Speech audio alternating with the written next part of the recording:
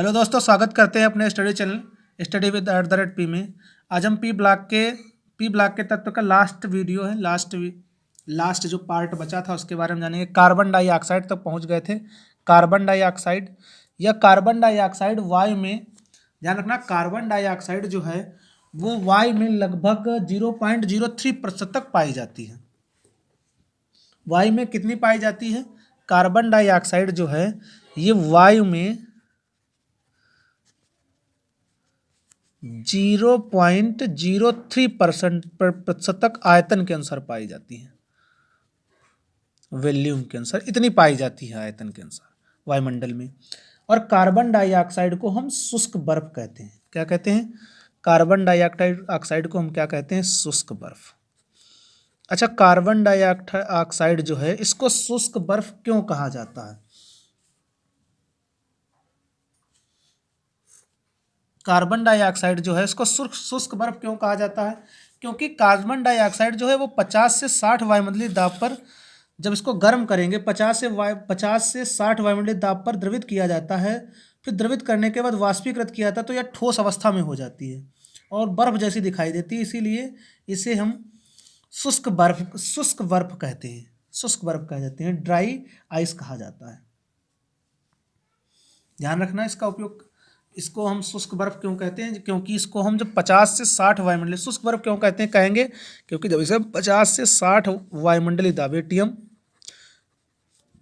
दाब पर द्रवित करेंगे, फिर द्रवित वाष्प को वाष्पीकृत करेंगे, द्रवित कार्बन डाइऑक्साइड को वाष्पीकृत करेंगे तो यह ठोस हो जाएगी और ठोस अवस्था में बिल्कुल बर्फ जैसी दिखाई देगी। इसीलिए इसे हम शुष्क बर्फ कहेंगे। अब बात करते हैं इसके बनाने की विधियाँ। इसके बनाने की विधियाँ क्या क्या हैं? बनाने की विधियाँ, तो बनाने की विधियाँ, नंबर 1, सबसे पहले कार्बन को वायु में पूर्ण दहन करेंगे। कार्बन का वायु में पूर्ण दहन करेंगे तो कार्बन डाइऑक्साइड बन जाएगी सबसे पहले, और ऊष्मा भी निकलेगी, साथ में ऊष्मा उत्पन्न होती है। दूसरा है औद्योगिक विधि। इसकी देखी जाए, इसकी औद्योगिक विधि क्या है? औद्योगिक विधि क्या है?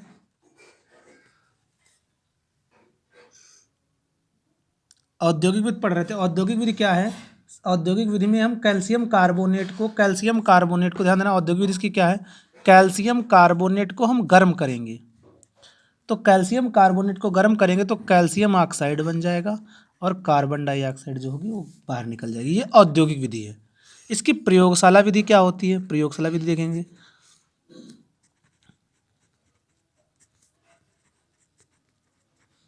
तो इसकी प्रयोगशाला विधि क्या है?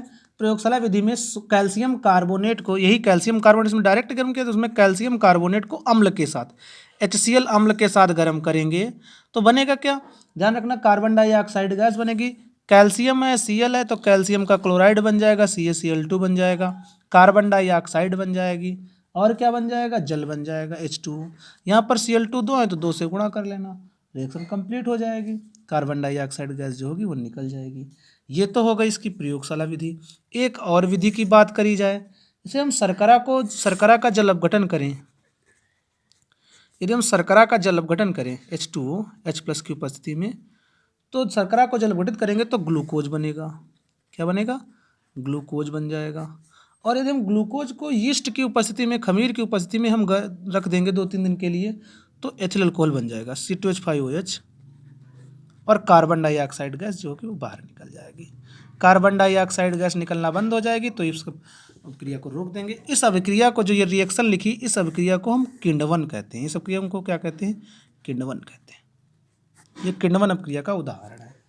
उसके बाद में शुष्क गैस, यही कार्बन डाइऑक्साइड का उपयोग देखा जाए तो शुष्क बर्फ है इसको, तो इसका उपयोग हम प्रशीतक के रूप में कहते हैं। प्रशीतक के रूप में मतलब ठंडे करने के लिए किया जाता है। प्रशीतक के रूप में इसका उपयोग किया जाता है, के रूप में इसका उपयोग होगा, उपयोग ध्यान रखना। इसके बाद में रासायनिक गुण की बात करें तो रासायनिक गुण की बात करें, कार्बन डाइऑक्साइड ना जलती है। रासायनिक गुण की बात करें,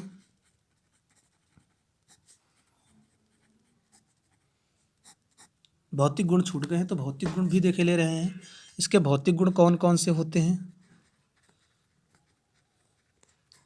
इसके भौतिक गुण कौन कौन से? कार्बन डाइऑक्साइड जो है रंगहीन, गंधहीन, स्वादहीन गैस है। कार्बन डाइऑक्साइड जो है वो रंगहीन है, गंधहीन है, स्वादहीन, रंगहीन, गंधहीन, स्वादहीन गैस है। कैसी गैस है? रंगहीन, गंधहीन, स्वादहीन गैस है। कार्बन डाइऑक्साइड जो है रंगीन, गंधहीन, स्वादहीन गैस है, या जल में अति अल्प विलेय होती है। अति अल्प विलेय होती है, वायु से लगभग 1.5 गुना भारी होती है। वायु से 1.5 गुना कैसी होती है? भारी होती है। 1.5 गुना भारी होती है। द्रवित करने पर या रंगहीन द्रव में प्रदर्शित करती है। इसको द्रवित करेंगे तो या रंगहीन द्रव में, इसको हम जब द्रवित करेंगे तो या रंगहीन द्रव में परिवर्तित हो जाएगी। रंगहीन द्रव में, रंगहीन, द्रवित करने पर या रंगहीन द्रव में परिवर्तित हो जाएगी, रंगहीन द्रव में बदल जाएगी। ध्यान रखना, ये इसके वो भौतिक गुण। उसके बाद में रासायनिक गुण की बात कर रहे थे, तो इसके रासायनिक गुण कौन कौन से हैं? रासायनिक गुण की बात करें तो इसके रासायनिक गुण कौन कौन से हैं? ध्यान रखना, रासायनिक गुण में पहले कार्बन डाइऑक्साइड जो है, दहन की बात करें, सबसे पहले हम दहन की बात करें तो कार्बन डाइऑक्साइड न स्वयं जलती है, न जलने में सहायता करती है, परंतु कुछ धातुएं इसमें जलती जरूर रहती हैं। कार्बन डाइऑक्साइड न स्वयं जलती है, न स्वयं जलती है, और ना ही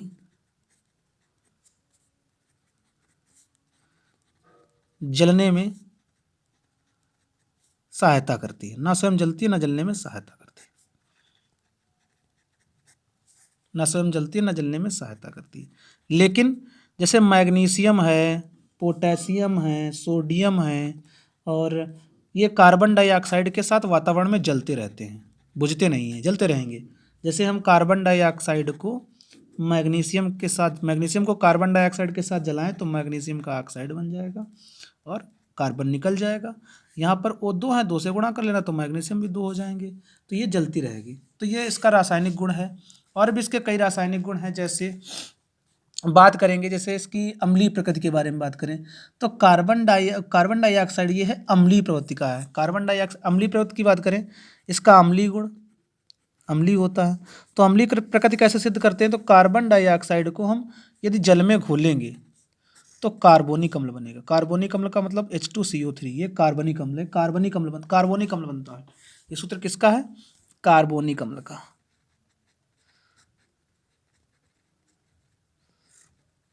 कार्बोनिक अम्ल का है।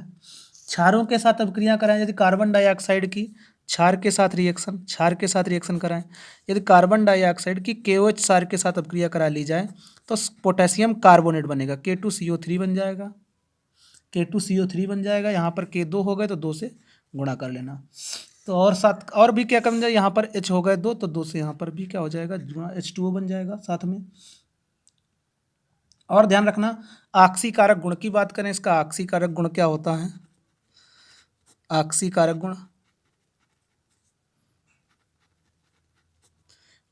गुण इसके क्या होते हैं? तो ये जिंक, Fe और CO के साथ ऑक्सीकृत हो जाता है, ऑक्साइड में बदल जाता है। जिंक है, Fe है और CO है, इनको, ये Fe हैं, इनको क्या कर लेता है? ऑक्सीकारक गुण, इनको ऑक्सीकृत कर देता है। जैसे सबसे पहले कार्बन डाइऑक्साइड है, जिंक के साथ अभिक्रिया कराएंगे तो ZnO बन जाएगा और कार्बन डाइऑक्साइड गैस बन जाएगी। ऐसे ही कार्बन डाइऑक्साइड की अभिक्रिया कार्बन के साथ कराएंगे तो कार्बन के साथ कराएंगे तो 2CO, कार्बन मोनोऑक्साइड गैस बनेगी, कार्बन मोनोऑक्साइड गैस बन जाएगी। तो ये इसके क्या है? ऑक्सीकारक गुण है। चूने के पानी के साथ अभिक्रिया यदि कराई जाए, क्या है? चूने के पानी के साथ अभिक्रिया, चूने के पानी के साथ अभिक्रिया, चूने के पानी के साथ अभिक्रिया कराई जाए तब क्या होगा? यदि हम चूने का पानी कैल्शियम हाइड्रोक्साइड की अभिक्रिया कार्बन डाइऑक्साइड के साथ कराएंगे तो क्या हो जाएगा? पानी दूधिया हो जाएगा। चूने का पानी कैसा हो जाएगा? दूधिया। क्यों? कैल्शियम कार्बोनेट बन जाएगा और जल बन जाएगा। इसी के कारण पानी का रंग कैसा हो जाएगा? दूधिया हो जाएगा। पानी का रंग दूधिया हो जाएगा। फिर इसमें CO2, परंतु CO2 फिर इस दूधिया कलर में जो बना है इसमें CO2 गैस अधिक मात्रा में प्रवाहित कर देंगे तो ये दूधियापन धीरे धीरे समाप्त हो जाएगा। यदि इसमें कार्बन डाइऑक्साइड अधिक मात्रा में प्रवाहित कर देंगे, जो बना है उसमें अधिक मात्रा में प्रवाहित कर देंगे तो ये दूधियापन जो है गायब हो जाएगा। इसकी अभिक्रिया कार्बन डाइऑक्साइड के साथ जल की उपस्थिति में कराएंगे, जो बना है जल पहले से ही, तो कैल्शियम बाइकार्बोनेट बन जाएगा HCO3 का होल ट्वाइस, कैल्शियम बाइकार्बोनेट बनेगा। तो इसका दूधियापन जो होगा वो समाप्त हो जाएगा। अमोनिया के साथ अपक्रिया देखी जाए इसकी, अमोनिया के साथ अपक्रिया होगी तब क्या बनेगा? अमोनिया के साथ अपक्रिया, ध्यान रखना, अमोनिया के साथ अपक्रिया क्या होगी?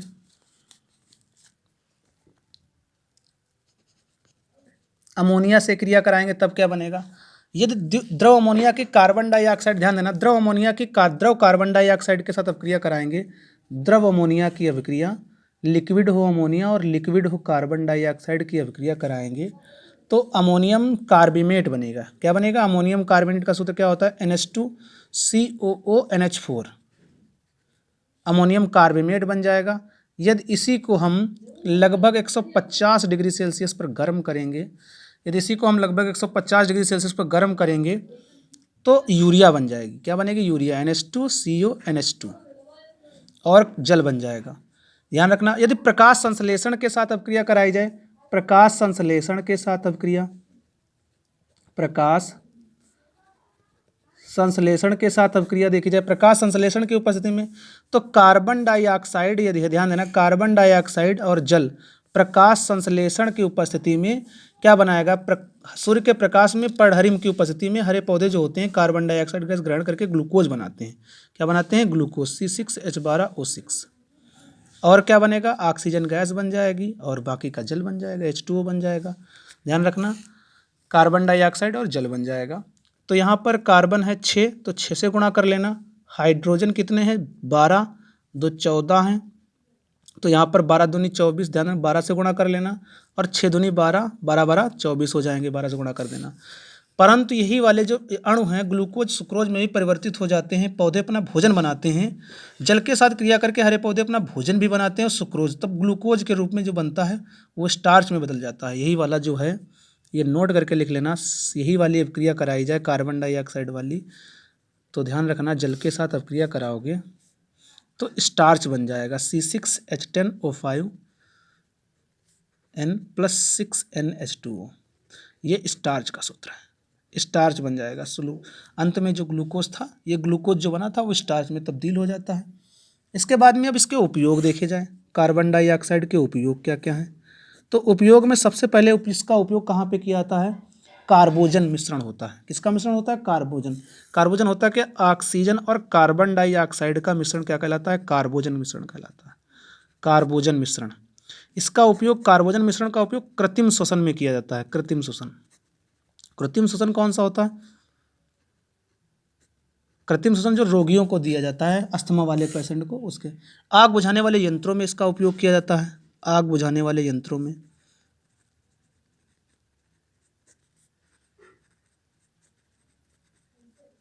आग बुझाने वाले यंत्रों में भी इसका उपयोग किया जाता है। तीसरा उपयोग इसका कहाँ पे किया जाता है? उर्वरकों के निर्माण में। यूरिया बनाया था, ये यूरिया बनाया था, यूरिया एक उर्वरक है, तो उर्वरक बनाने में, उर्वरक बनाने में भी इसका उपयोग किया जाता है। फिर इसका उपयोग कहाँ पे किया जाता है? इसका उपयोग ठोस कार्बन डाइऑक्साइड जो प्रशीतक के रूप में इसका उपयोग किया जाता है। प्रशीतक के रूप में ठोस कार्बन डाइऑक्साइड जो होता है, जिसे शुष्क बर्फ कहते हैं, उसका उपयोग कहाँ पे करते हैं? प्रशीतक के रूप में किया जाता है। प्रशीतक के रूप में मतलब कूलर के रूप में कर सकते हैं। तो ये इसके उपयोग हैं। कार्बन, इसमें कार्बन और कार्बन डाइऑक्साइड में कार्बन मोनोऑक्साइड की डबल बंध की लंबाई जो होती है, में द्विबंध की लंबाई जो होती है वो 122 pm होती है। कितनी होती है? 122 पिकोमीटर होती है, ध्यान रखना। और त्रिबंध की लंबाई, ये द्विबंध की लंबाई है, और त्रिबंध की लंबाई कितनी होती है? त्रिबंध की लंबाई कार्बन ऑक्सीजन में त्रिबंध की लंबाई 110 पिकोमीटर होती है। ये त्रिबंध की लंबाई होती है, ये त्रिबंध की लंबाई होती है। उसके बाद में हम कार्बन सब ऑक्साइड की बात करें तो कार्बन सब ऑक्साइड का सूत्र जानते हो, C3O2 होता है। ये कार्बन का एक सब ऑक्साइड है। ये रंगहीन जहरीली गैस है, रंगहीन तो है लेकिन ये जहरीली गैस है, ये रंगहीन जहरीली गैस है, ये रंगहीन जहरीली गैस है। इसका क्वथनांक -6.8 डिग्री सेल्सियस, इसका जो क्वथनांक होता है -6.8 डिग्री सेल्सियस होता है। इसको वायु में जलाएंगे, सब ऑक्साइड को यदि वायु में जला दें, C3O2 को हम वायु में जलाएं, वायु में जला दें हम, तो ये क्या करेगा, धुएं के साथ ज्वाला के धुएं की बनाते हुए ज्वाला के साथ जलेगा, धुएं की ज्वाला के साथ जलेगा, धुआं भी उत्पन्न करेगा, ज्वाला भी उत्पन्न करेगा, कार्बन डाइऑक्साइड बन जाएगी। यदि इसको हम उबलते हुए जल के साथ क्रिया कराएं, यदि इसी को हम उबलते हुए जल के साथ अब क्रिया कराएं, CO डबल बंद में CO, उबलते हुए जल के साथ अब क्रिया कराएं, उबलते हुए जल के साथ अब क्रिया कराएं तो माइलोनिक अम्ल बनता है। क्या बनता है, माइलोनिक अम्ल, CH2 COOH COOH। ये माइलोनिक अम्ल का सूत्र है, माइलोनिक अम्ल बनता है, माइलोनिक अम्ल बनता है। अब आगे पढ़ेंगे सिलिकन के बारे में। तो ध्यान रखना, सिलिकन सूत्र इसका होता है SI। सिलिकन के बारे में, सिलिकन भूपर्पटी पर ऑक्सीजन के बाद में दूसरे नंबर पर सबसे ज़्यादा पाया जाता है। भूपर्पटी पर ऑक्सीजन पाया जाता है 49.1%, उसके बाद में सिलिकन पाया जाता है 26%। भारानुसार ऑक्सीजन के बाद सबसे ज़्यादा पाया जाता है ये सिलिकन। सिलिकन जो होता है, ध्यान रखना, ये विद्युत का सुचालक होता, अर्धचालक होता है, ये विद्युत का अर्धचालक होता है। सिलिकन कैसा होता है, अर्धचालक, सेमीकंडक्टर। ये विद्युत का अर्धचालक होता है या दो अपर रूपों में पाया जाता है। चिकनी मिट्टी और चट्टानों में ये प्रचुर मात्रा में पाया जाता है। चिकनी मिट्टी में इसकी उपलब्धता देखी जाए तो ये चिकनी मिट्टी है, चट्टानों में है, इनमें पाया जाता है। चिकनी मिट्टी चट्टानों में पाया जाता है और यह दो अपर रूपों में पाया जाता है, एक क्रिस्टली और दूसरा स्लेटी कलर का। एक भूरा रंग का पाउडर होता है, दो क्रिस्टली होते हैं, एक भूरा रंग का पाउडर होता है, एक स्लेटी रंग का पाउडर होता है। ये क्रिस्टली रंग का पाया जाता है। और इसको बनाते कैसे हैं, तो सिलिका को हम कोक के साथ गर्म करेंगे और विद्युत आर्क उपस्थित करेंगे। बनाने की विधि देखी जाए, बनाने की विधि, इसको बनाते कैसे हैं, इसके बनाने की विधि देखी जाए तो सिलिका का सूत्र SiO2 होता है। सिलिका को कोक के साथ हम विद्युत आर्क प्रवाहित करें, विद्युत आर्क में उपस्थित में गर्म करें तो सिलिकन बनता है, Si बनता है। और क्या बन जाएगा, कार्बन मोनोऑक्साइड बन जाएगा। तो 2 यहाँ पर है, 2 से गुणा कर देना, क्योंकि ऑक्सीजन यहाँ पर 2 तो इसलिए 2 से गुणा किया। तो ये बनाने की विधि है। यदि शुद्ध सिलिकन बनाना हो, शुद्ध सिलिकन बनाना हो तो सिलिकन टेट्राक्लोराइड SiCl4 को हम क्या करेंगे, एल्युमिनियम के साथ गर्म करेंगे, हाइड्रोजन की उपस्थिति में गर्म करेंगे तो क्या हो जाएगा, शुद्ध सिलिकन प्राप्त हो जाएगा।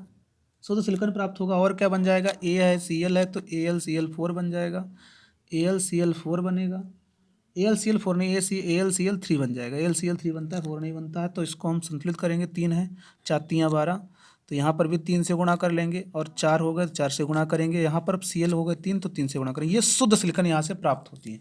शुद्ध सिलिकन बनाने की विधि है ये, ध्यान रखना है। और भी यदि अब रासायनिक गुण देखते हैं। पहले रासायनिक गुण में जल के साथ अब क्रिया, तो जल के साथ क्रिया करें, सिलिकन की जल के साथ क्रिया कराएंगे तो सिलिका बन जाएगी, सिलिकन डाइऑक्साइड से बोलते हैं, सिलिका बन जाएगी और हाइड्रोजन गैस मुक्त हो जाएगी।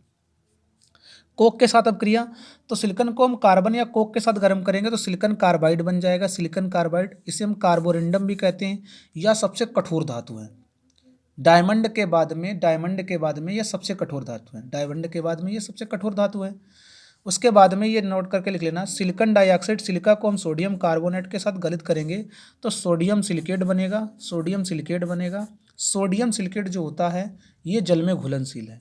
क्या है, जल में घुलनशील है। और जल में घुलनशील होने के कारण ही इसे हम वाटर ग्लास कहते हैं। क्या कहते हैं, वाटर ग्लास, क्योंकि यही कांच जो है वो जल में घुलनशील। बाकी सिलिकेट जो होते हैं, शेष सिलिकेट जो होते हैं, जितने भी शेष सिलिकेट होंगे वो अघुलनशील होंगे, वो नहीं घुलेंगे। शेष सिलिकेट जो होंगे वो अघुलनशील होंगे, अघुलनशील होंगे। यही सिलिकेट जो होता है, सोडियम सिलिकेट जो लिखा है, ये जल में घुल जाता है, तो इसे हम क्या कहते हैं, वाटर ग्लास भी कहते हैं। तो याद रखना। उसके बाद में कार्बोरेंडम सबसे कठोर धातु है। बस यहीं से चैप्टर कंप्लीट होता है। वीडियो को लाइक शेयर सब्सक्राइब करो।